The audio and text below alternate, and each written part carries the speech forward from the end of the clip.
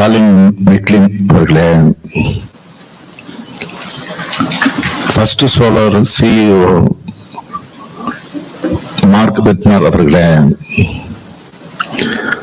பல்வேறு தொழில் நிறுவனங்களை சார்ந்திருக்கக்கூடிய நிர்வாகிகளை,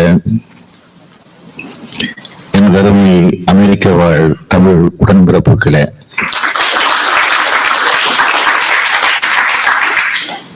அனைவருக்கும் என்னுடைய மாலை வணக்கம்.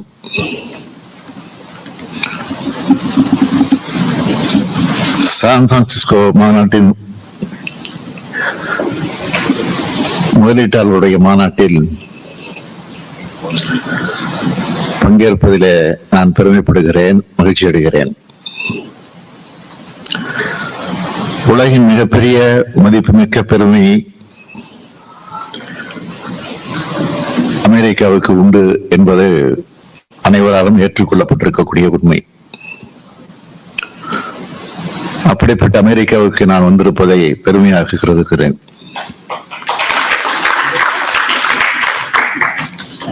இந்தியாவில் உள்ள தமிழ்நாடு என்ற மாநிலத்தின் மக்களால் தேர்ந்தெடுக்கப்பட்ட முதலமைச்சர் நான்.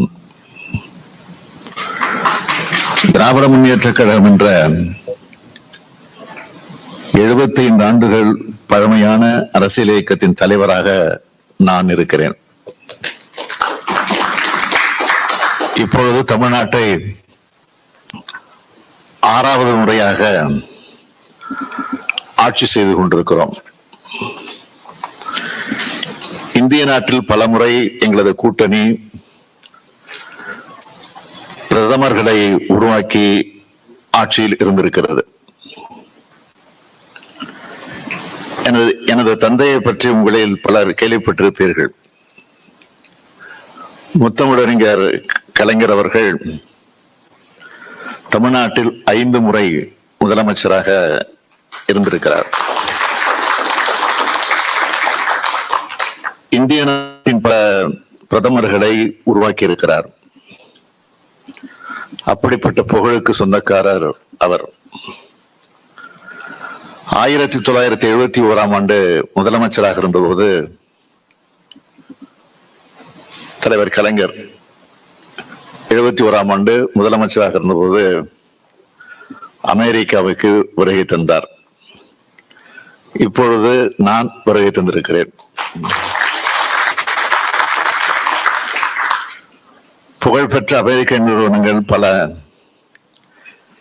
இந்தியாவில், குறிப்பாக தமிழ்நாட்டில் தொழில் நிறுவனங்களை நடத்தி வருகின்றன. சென்னை பற்றி நீங்கள் அனைவரும் நன்றாக அறிந்திருப்பீர்கள். இந்தியாவிலே 2வது பெரிய பொருளாதாரமாக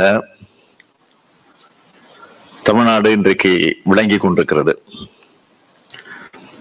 48 விழுக்காடு நகரமயம் ஆக்கப்பட்டுள்ளது. இந்தியாவில் உள்ள பெரிய மாநிலங்களில் அதிக அளவில் நகரமயமாக்கப்பட்டுள்ள மாநிலம் தமிழ்நாடு தான். நிலையான வளர்ச்சி இலக்குகளை செயல்படுத்துவதில் முதல் மாநிலமாகவும் தமிழ்நாடு விளங்குகிறது. சீரான மற்றும் பரவலான வளர்ச்சியை உறுதிப்படுத்தும் வகையில்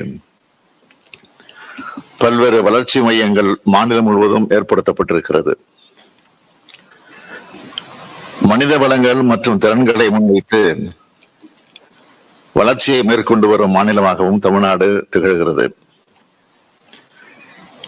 இந்தியாவின் முன்னணி உயர்கல்வி நிறுவனங்களில் கிட்டத்தட்ட 20 விழுக்காடு தமிழ்நாட்டில் உள்ளது. இந்தியாவின் தேசிய சராசரியை விட 2 மடங்கு அதிகமாக உயர்கல்வியில் மாணவர்கள் சேரும் விகிதத்தை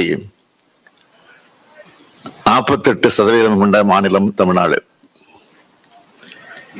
இந்தியாவில் உள்ள தொழிற்சாலைகளில் பணிபுரியும் பெண்களில் சுமார் 45% பேர் தமிழ்நாட்டை சார்ந்தவர்கள் என்பது குறிப்பிடத்தக்கது.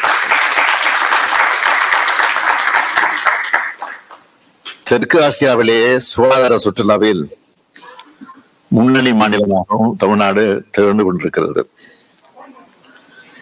இத்தகைய வளர்ச்சி மிகுந்த மாநிலமான தமிழ்நாட்டுக்கு தொழில் துவங்க வருமாறு உங்களை எல்லாம் அழைப்பதற்காகத்தான் நான் இங்கே வருகை தந்திருக்கிறேன்.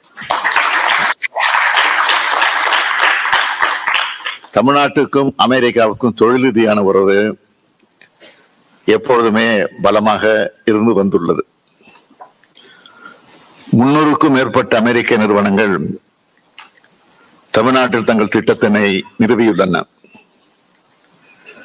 சேவைகள் சேவை மையங்கள், உலகளாவிய திறன் மையங்கள், உற்பத்தி, ஆராய்ச்சி மேம்பாடு உட்பட பல்வேறு துறைகளில் தமிழ்நாட்டில் மேற்கொண்டிருக்கிறார்கள்.